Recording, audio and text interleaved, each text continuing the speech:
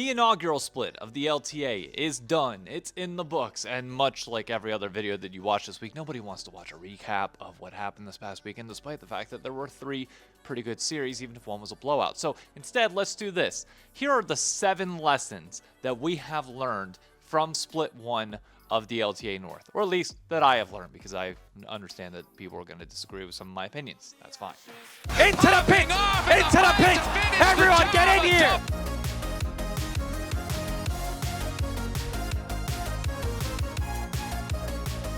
These will be ranked, by the way, directly in order of like what I'm more passionate about. Lesson number 7, 100 Thieves can keep up with the big dogs. Shocker. I know. It's almost as if we kind of saw this coming, or at least we saw the build up of it over the last year entirely, leading up to this moment where they make a single change with FBI, and now all of a sudden did take a best of 3 off of TL, did take a best of 3 off of FlyQuest, unfortunately dropped the best of 5 to TL in the finals. Yes, that sucks, but at a minimum, we know that they can keep up with the big boys when they are clicking, when they're not overextending a little bit. So I'm not gonna sit here and try and sell you that like, oh, we knew this the entire time. No, they had to prove themselves, and they did. So now going into next split, we should be expecting them to contend with some of the top teams and continue to grow and develop. They're still the youngest squad in this league by a mile. The fact that they're already at this point is pretty damn promising. At number 6, apparently streaming your scrims guarantees you top 4 in an event, but will not let you win it. It is hilarious that the only 2 orgs that stream their scrims finished in the exact same place, in 4th, lost their semifinal matchup. Now, I know there's going to be people, there's going to be some that come out and be like,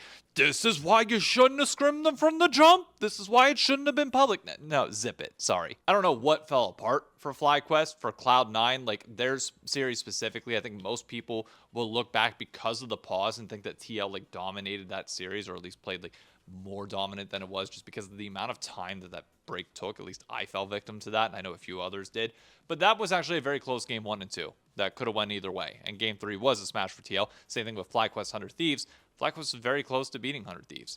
100 Thieves clutched up, played better down the stretch. Now, is that the direct result of streaming a single block of scrims? No, it shouldn't be. They scrim against each other enough in private that it's not going to be giving out anything in particular. It's not like any international crowd or an unknown party found all this out. Y'all have been scrimming each other the entire split. There's no way that one block determined anything. It's just pure coincidence that it happened, and I just wanted to shut the narrative down, despite me jokingly promoting it. But hey, at least it guarantees you top 4, so maybe if you're Shopify or DSG, hey, stream your scrims. You could finish top 4, which is better than most people would be expecting you to finish, right? That's a dub in my mind. Lesson number 5. We don't play enough goddamn games in this region. Holy crap. And this extends well beyond the split too, like as a fear of looking forward to split 2 in just a little under, well, actually right around a month and a few days at this point. We're going to have a double round robin, best of 1, followed by our traditional playoff system. And I'm so scared. I'm so scared. 1, I will keep pushing this. I don't give a shit what the teams say and whether they need it better for marketing. They don't know how to do their own marketing at this point, so I'm done listening to them on that point. Give me best of 3s back, please. And do not tell me that we can't do double round robin. Play half of them online, play half of them in the studio. It's not like we get the studio space all to ourselves anyways. We play from a freaking closet. Give me more games. The amount that we are currently playing is unacceptable. We played 1 best of 5 in this entire split whenever Fearless was the thing. We don't even know if we're getting Fearless later. Like, how are we only playing 1 best of 5 this entire time? That's absurd. There's weirdly enough people that believe that like the more games we play, the more diminishing returns we're gonna have. What we're doing right now has diminishing returns. Do we not see that? It's not hard to witness. Like, come on.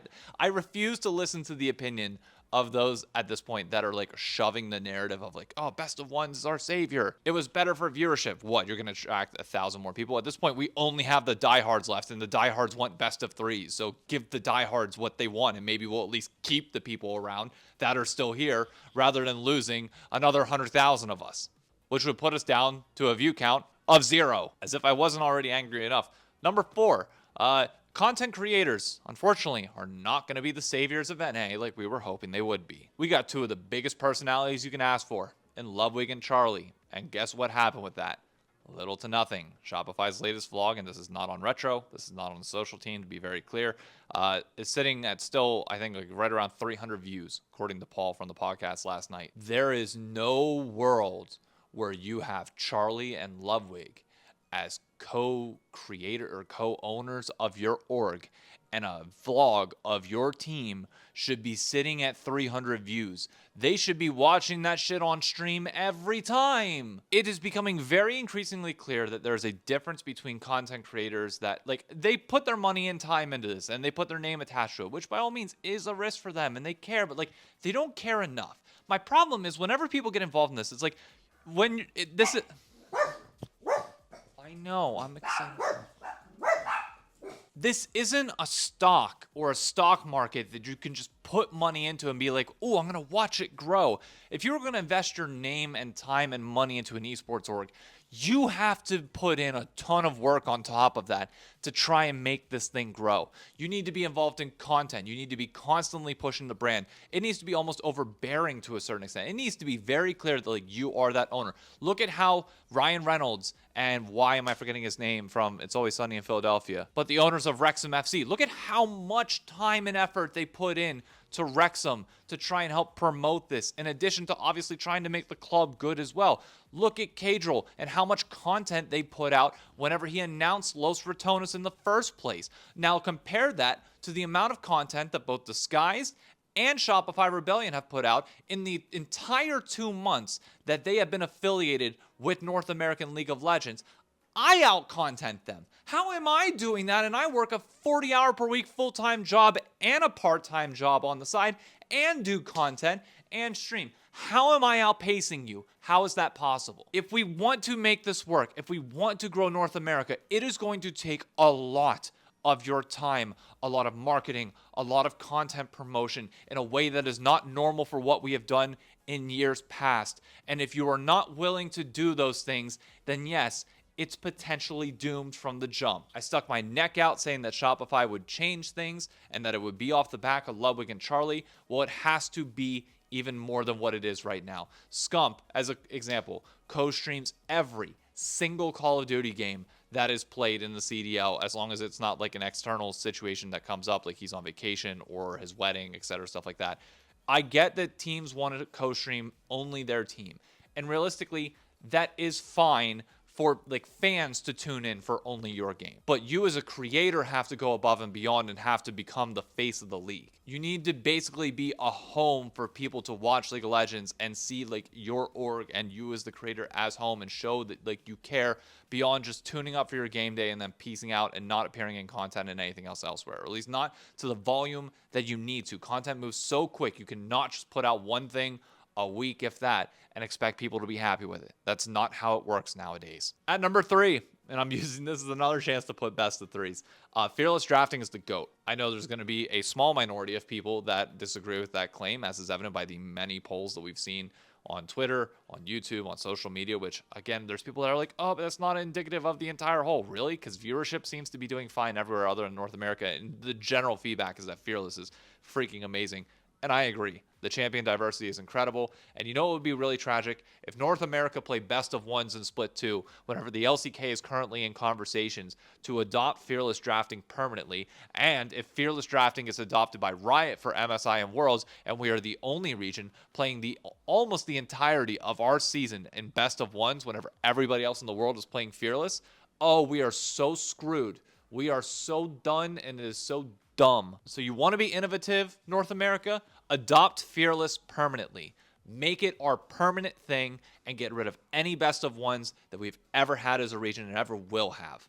Be bold. That's the lesson you should take away from all this. At number 2, this deserves its own call out, without a doubt. Spawn, I'm willing to say already, is the greatest coach that North America has ever seen. I know it's early. I know. Technically, FlyQuest went further at Worlds. But the difference that we have seen in Team Liquid when Spawn is there versus when Spawn is not is unreal. I wish we could start a GoFundMe page to make sure that Spawn is able to get his ass here in America 24, or move his entire family here to America. Oh, that'd be great. Pay for the legal system, pay for or the legal process that he has to go through to get his whole family to become green card residents or citizens here. Like, get everybody over here. Oh, dude, Team Liquid under his guys, like I'm calling it now. TL is going to be good for such a long period of time, so long as he is here and in charge. He makes a difference on the Rift. He reminds me of an old school, like high school football or college football coach that just is effective in whatever way. Like, you don't know what voodoo magic they're working in practice. I would love to see more like behind the scenes of like their actual practice and scrims and see how he talks to the guys, see the process that he goes through to mold these guys. But like the Spawn's belt memes exist for a reason, because Team Liquid winning first stand and being our representative on the international stage, I'm very happy with. I think they're going to do great there. I think we have the potential to possibly cause an upset on the LPL and LCK. I think we can definitely beat Europe. And while all the individual players of Team Liquid do deserve their credit, Yawn specifically being the best player in North America right now, Spawn is without a doubt the GOAT in this situation. I know most people are probably still going to say Reaper is the GOAT NA coach. Fine, I agree with that. And I know I'm a little bit early to this and being hyperbolic for the sake of the video. Fine, but I genuinely do believe that Spawn is like the second coming of like God in this case for North American coaching. It's great. And the number one lesson that we all better have learned, in case you did not know it already after Split 1, is that Brazilians don't give a single fuck about North America, and that this merger is going to be a problem. We lost 100,000 viewers when Brazil stopped playing. This is a catastrophic failure. And I want to just go back a week ago whenever Papa Smithy was out here saying, oh, we hit an all-time high comparing it to the LCS. And yeah, we can compare it. Do you still want to compare it now? Do you still want to use those numbers now? Because now it makes you look even shittier that you combined it and the metrics are 20 times worse than they ever were. And this goes to show the point that I was trying to make, that once you lose the Portuguese audience, what do we have left? We have like nothing. I wish I had a better answer for this, but like it is very clear that when Brazil is not involved, it's not going to matter. And this should be a warning sign for Split 2 more than anything. We are approaching dangerous territory where if viewership continues as it was domestically, because we are not going to get any help from Brazil at all the entirety of Split 2, if these numbers do not pass six figures and we average well below that to the point where we're at weekend or weekday values, we are in massive trouble as a league. We will start losing sponsors. We will start losing so much more. I've said a few times over the last 3 to 4 years that we should be hitting the panic button. And this, I don't know how many more times we could slam the panic button, but clearly like the Brazil bailout that people thought there was going to be of like trying to force this rivalry between the two of us, it's not even one-sided. Neither side gives a single shred of a shit about the other. So I can confidently say, one split in, the LTA as a structural system is a failure. And these numbers are only going to make it look worse as time goes on. So I don't know what needs to be done, whether people want to blame the format right now of Split 1. I don't think the format of Split 2 nor Split 3, despite how entertaining Split 3 might be, is going to save shit here. I don't think it makes a difference. I think you've burnt the goodwill of people, and it's very clear that when the LCS name was sunset and retired, we lost hundreds of thousands of people alongside that. I would tell you to bring back the LCS branding, but at this point, knowing some of the egos involved, that's definitely not happening. So I don't have a good answer for this, and I wish I was more optimistic on this final lesson, but I don't think there's a reason to be. We got to look inward. Now, I know this video was a little bit more negative with some of these lessons, but I think overall Split 1 for the LTA was, despite some of the entertaining games on like 2 days in particular of this entire split, it was not good.